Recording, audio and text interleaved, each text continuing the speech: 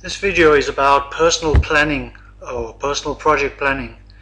I start out by allocating different activities to different individuals in the team. This is an example of one team member called Anna, and under the different headings, analysis, sketching, technical installations, and building planning and management, she's been allocated different activities. And I've planned these activities in the task usage view. I haven't actually put a duration here. What I did was I went into task usage, and against each activity I put in the number of hours available for Anna each day from a starting point, which in this case is this Thursday. After having done that, I actually allocated a cost to Anna by going into the resource sheet down here, writing her name and putting in her hourly rate, the number of krona the architect's drawing office would have to pay her per hour. After that had been done, if we go back to the resource usage or the resource sheet here, I saved a baseline, because when I've allocated Anna to the activity by marking the activity, right-clicking and assigning resources, then she would be assigned to that resource, and the cost of that resource would also appear here. Once each member in the team for the project has done this personal planning, then you can save a baseline for each member by going into Project, Set Baseline, and clicking Set Baseline here, and Set Baseline for the entire project, and click OK. Once the baseline is set, we can see the baseline in the tracking Gantt. If we go into the tracking Gantt here, you can see this dark bar underneath the colored bar. The dark bar is the baseline, as you can see here, whereas the colored bar is the actual work of the on the project. You can see the baseline also by clicking Reports under Project, and when you click Reports you can go into the Overview and select that and the Project Summary, and you can see that the baseline and the actual the schedule work is the same. Here right now you have schedule work and baseline, they're identical, and variance is 0 because we haven't started to follow up the project. But we can see a baseline on the dates, on the duration, on the work, and on the costs.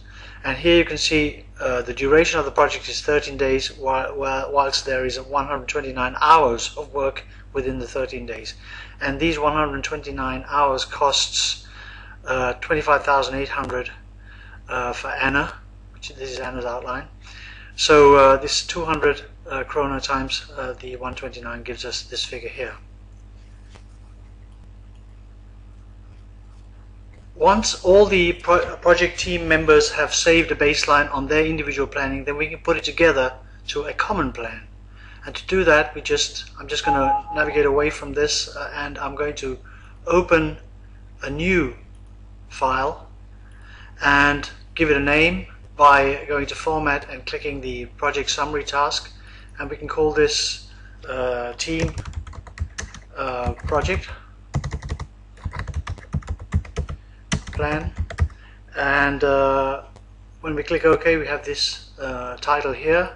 Choose the very next cell underneath the title, go into Project, into Sub-Projects, and navigate to the place where you have the individual members' individual plans. And this could be a common drive somewhere on Dropbox or something similar. And mark them all up by holding the Control key down and Insert, and you will find each person's plan in as a little project here, a sub-project to the main project. And by clicking Control and holding down the Shift key and F5, you will find each member's plans here. Of course, we created all these plans in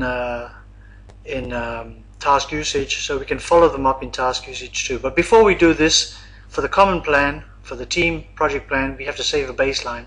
So we go into project and into set baseline, and set the baseline for the common plan. And when I click OK here, I will be able to see in the report that this project, this common project, also has a baseline. So before you start to follow up the individual project plans, save the baseline for the common project as indicated here. I'm still in the common project now. I will now open one of the individual projects. So I'm going to open, for example, Anna's project again, and I'm going to follow it up in the task usage view by marking the activity I'm going to follow up, for example this one here, and then right click here and open this field called actual work. It is open at the moment. I could also close it, and we can see only the work is open, but I can open actual work here and I can begin to follow this up. Now to follow this up, I simply mark the activity as said, and you can see next to Anna here I can write actual work. Let's say that she had planned 5 hours, but she's going to use 3 or 4 hours this day, so she actually used 4 hours. When I click enter, this will change to 4, and the extra hour will be distributed amongst the remaining days. So I click enter, and you saw that 1 hour extra being distributed to the next day. So it's doing a prognosis. It's asking me actually to reschedule the project.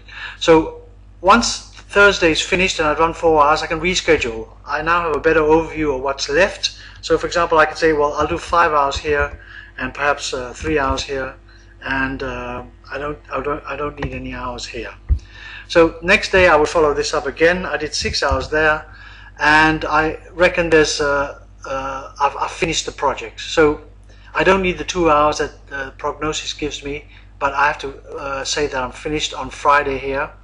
So I note Friday's date, and it's the 3rd of the 9th, and I go into mark on track here and click down and update task, and I give the finish date for the project, or rather the finish date for this activity. So it was finished on the 3rd, so I find the actual finish date and write the 3rd here, August, September the 3rd, which is I must remember that this is the date here is 2010.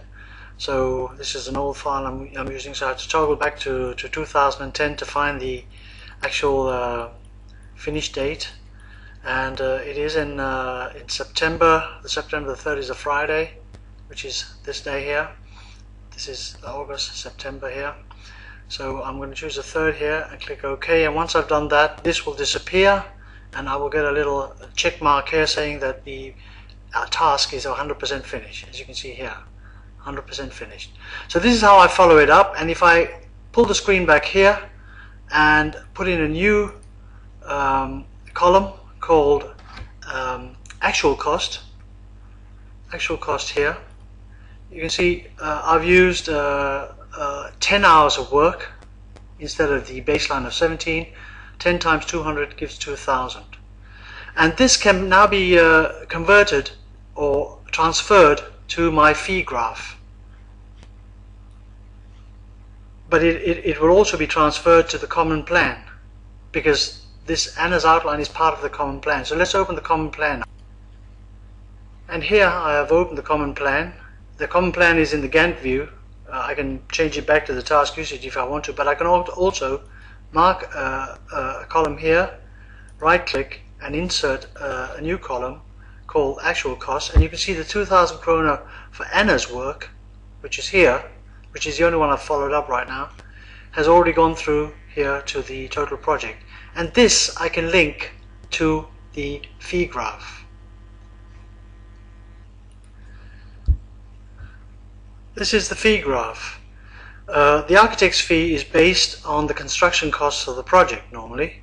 So if we say we have a construction cost of 2 million kroner, which is a small project, the fee, the cumulative fee over the time of the project, would be this red curve. Normally we take 10% of the construction cost as a fee. So you can see that the 10% is represented by the 200,000 krona. 10% of 2 million is 200,000. The margin is approximately half. Actually, the margin is a little more than half. And this green curve indicates the total cost of the project, how much it costs to produce the drawings for this project. And the blue curve, which is lying down at the moment, is the actual costs. In other words, how much money the architect has actually used to produce the drawings for the project. And the idea here is to keep the blue curve underneath or at the green curve. If it comes into this part here, that means that the architect's actual costs are eating away at the margin for the architect company, and that won't do. So if I go back to my my project here, my common costs, and I actually copy this actual cost field for the total common project. If I copy it, it's now on the clipboard. I can go back into my Excel sheet here, and here next to outline phase actual costs, I can insert paste special or insert special, insert a chain using text data, click OK, and you can see the 2,000 krona will appear there, and that will give a deflection, a slight deflection in the blue curve.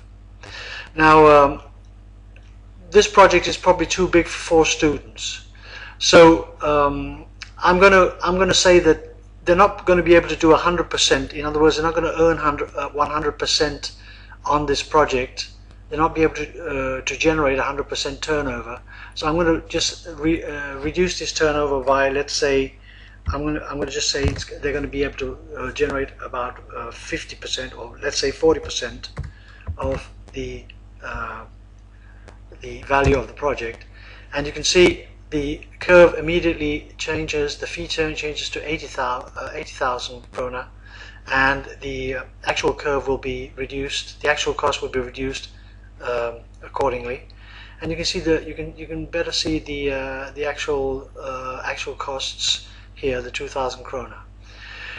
If we say, for example, that the cost of the outline, the scheme design is done in a similar way, we can put in some costs here. I'm just going to pretend that I've copied this over from my MS project. I can put in, let's say this is 50,000 krona for the scheme design phase, and you can see the cumulative value is up here, and that's going to be way too much for this project. The actual costs are way over what the fee is bringing in, and this project is running at a loss. If we realistically looked at it and say maybe 20,000, you can see that the actual costs are still too high. We're eating into the margin here, but it's not too bad. We still have some margin left on this project. So in the next phase, we'd have to make sure that the actual costs are less than what's shown here. So this is how we follow up our project, and more information about the constitution of this Excel graph is given in this little clarification text, where we have the construction cost, the fee percentage, and explanation about what this is about, and then an explanation of the actual graph. And this ends our video about the fee and the follow-up.